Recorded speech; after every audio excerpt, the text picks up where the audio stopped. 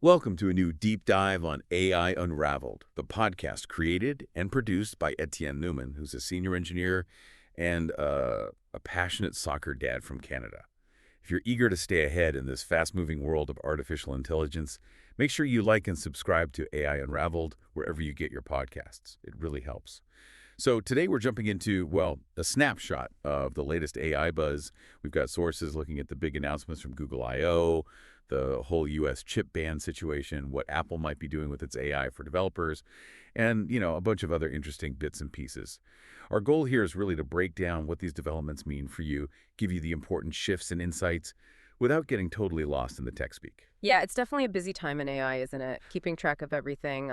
It's almost a full-time job. So yeah, we're here to help you sort of navigate all that and pull out what's really significant. Exactly. Okay, so let's dive right in. Google I/O. It felt like the main theme was just .ai everywhere. That's absolutely spot on. I mean, Google's announcements really hammered home how AI isn't just a feature anymore. It's becoming like the basic layer underneath everything they do.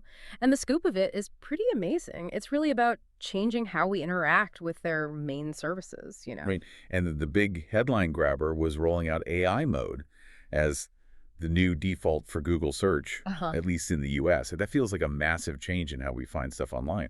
Oh, it absolutely is. Forever, search has meant getting a list of blue links, right? AI mode, which uses their advanced Gemini models, wants to change that completely. Think of it less like searching, more like having a conversation with an assistant that can just give you the answer to complex questions. It does raise questions, though, moving from actively looking for info to maybe more passively receiving it. How does that affect, say, critical thinking or the variety of sources we see? So instead of clicking around, you ask something complicated and get like a summary answer straight up. The sources said it still gives web links and those interactive visual cards, though, which seems important for checking things. Precisely. It's not meant to hide the web, more like give you a faster, fuller starting point. And because it's conversational, you can ask follow-up questions. It makes it way more interactive. Oh, and they quietly got rid of the I'm feeling lucky button. Seems small, but it really signals that AI-first approach for search now. The aim is clearly more direct, comprehensive answers, not just links. Okay. And speaking of Gemini, there were quite a few updates to the models themselves. Gemini 2.5 Pro sounds like it's pushing performance. It does, yeah. The reports say 2.5 Pro is hitting top scores on industry benchmarks. It just shows how fast these things are improving. And it wasn't just the top model. They also boosted Gemini Flash, made it faster and more capable. So powerful AI gets into more places. And this other one, 2.5 Deepthink, it's in testing. The name alone suggests, well, smarter reasoning. Yeah, that's the fascinating part. The focus is specifically on advanced reasoning. DeepThink is apparently doing really well in things like math, coding, and what they call multimodal reasoning. That basically means it understands and connects different types of info, text, images, code to solve problems. It's a big step for tackling complex stuff. And for mobile, Gemma 3N, that's an open model aiming to compete with bigger ones. Exactly. Gemma 3N is designed for running right on your phone, but it's still aiming to be as good as, say, Claude 3.7 Sonnet. That could really, bring powerful AI directly to our devices. Think about tasks that need the cloud now. Maybe they could happen instantly, privately, right on the phone. Plus, they're rolling out Gemini Live for free with camera and screen sharing, another step towards more integrated, personal AI. So Google isn't just upgrading the AI engines, they're weaving them right into search itself. Features like Deep Search, the embedded Gemini Live, virtual try-on, even agentic shopping assistants. What's the overall play here? Well, if you look at the big picture, it's about making search less reactive, more like a proactive helper. Deep search probably aims to find more subtle, less obvious info. The virtual try-on, the shopping agent, that suggests a future where AI doesn't just find product info, but helps you interact with it, like a super smart personal shopper. And Search Live, using voice and visuals for real-time queries. That points towards a more natural way to search. Okay. And for developers, this coding agent, Jules, is in public beta now, and AI helping with code right in the background. Yeah, that could be a huge productivity booster, automating some of the repetitive coding grind. And crucially, it integrates with existing code bases, so it understands the project's context. This kind of AI help could let developers focus more on the creative, strategic parts of building software. Makes sense. And if you are a developer wanting to get up to speed on AI, remember Etienne Newman's study guides, like the Azure AI Engineer Associate AI 102 study guide. It's available over at dimgates.com, and we'll put the links in the show notes for you. Good point. But maybe the most forward-looking bit was agent mode, coming to search in Gemini, handling up to 10 tasks at once. 10 tasks simultaneously. Wow. Wow. That sounds like a big jump towards AI assistants that do things on their own. That's a good way to think about it. Yeah. Yeah, agent mode, managing multiple things at once. It suggests AI that helps you achieve goals more proactively with less direct steering from you. Huge implications for how we might use tech down the line. So summing up the Google I.O. stuff, it really feels like they're fundamentally rebuilding search around conversational AI. Exactly. It's not just bolted on, it's woven into the fabric. And that could totally change how we find and interact with information online. All right, let's pivot a bit. Google's creative AI tools. There was news about a video model, VO3, that can generate synchronized audio. That sounds tricky. It's really remarkable, yeah. Adding synchronized audio sound effects, background noise, even dialogue generated with the video, that's a huge leap. Because getting good synced audio has always been a separate, often difficult step in AI video. It opens up a lot of creative doors. And it wasn't just VO3. VO2 got updates too, aimed more filmmakers, like better consistency. That's right. Things like keeping characters and scenes consistent, controlling camera movements. These give filmmakers much more fine-grained control within the AI video world. Addresses key issues in making coherent visuals. And the editing features, in painting and out painting, add more flexibility after generation. Sounds powerful. For anyone wanting to really understand the AI behind tools like this, Etienne Newman's Google Cloud Generative AI Leader Certification Guide could be really helpful. Again, djamgattech.com, link in the show notes. And for still images, Imagen 4. Better quality, details, even text. Yeah, finer details, handling typography accurately, and supporting 2K resolution. That's getting pretty close to professional quality, isn't it? Absolutely. Those improvements, especially with text and resolution, make Imagen 4 a much more serious tool for high-quality visuals. And then there's Flow, a new platform to kind of bring all these creative AI tools together. Flow, letting you create scenes just by describing them. And manage characters and styles. That sounds like it could really streamline things for creators. It could, yeah. By letting people use natural language for scene ideas and then manage the whole project, characters, settings, look, and feel, Flow might make filmmaking more accessible and efficient. And offering these through the new Google AI Ultra Plan and the Vertex platform shows they're serious about both individual creators and big companies. But yeah, that synchronized audio you mentioned earlier, that's the real game changer here. Okay, shifting focus again. Beyond screens. Google officially announced Android XR, their platform for extended reality, and showed off smart glasses they're working on with Samsung. Feels like Google's getting back into the XR game seriously. It does, and the key thing seems to be the deep Gemini AI integration. Think about getting real-time info overlaid on what you see, or instant translations, or help based on your context, all right in your glasses. That's the promise. So not just phone notifications on your face, but actual intelligence built into your eyewear. And they're making the Android XR platform open for other companies too. Yes, exactly. That open approach could really help drive adoption and get more innovation happening in XR. By offering developer kits, they're inviting others to build on the platform, create different kinds of Android XR devices. Google's definitely pushing back into XR, but this time with a very AI-first angle. It's all about merging digital info smoothly with the real world. And partnering with brands like Warby Parker for demos suggests they want these things to actually look good, too. Interesting. Okay, let's switch over to Apple. Lots of talk that they might open up their Apple Intelligence platform to developers at WWDC. That would be a pretty big deal for them, wouldn't it?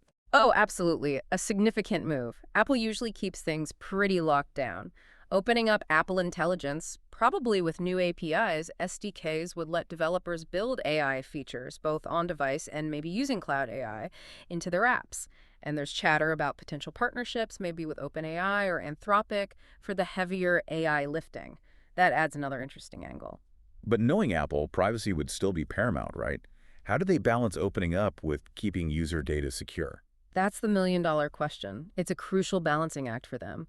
They'll likely focus on enabling AI access in ways that heavily prioritize on-device processing and keep data anonymous.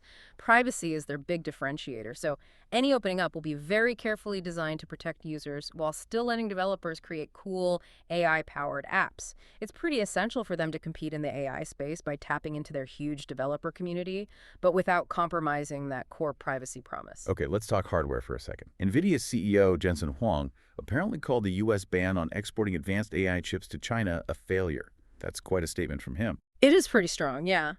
His argument basically is that the ban didn't really slow China down as intended. Instead, he says, it pushed China to invest heavily in its own chip industry, leading to stronger local competitors like Huawei.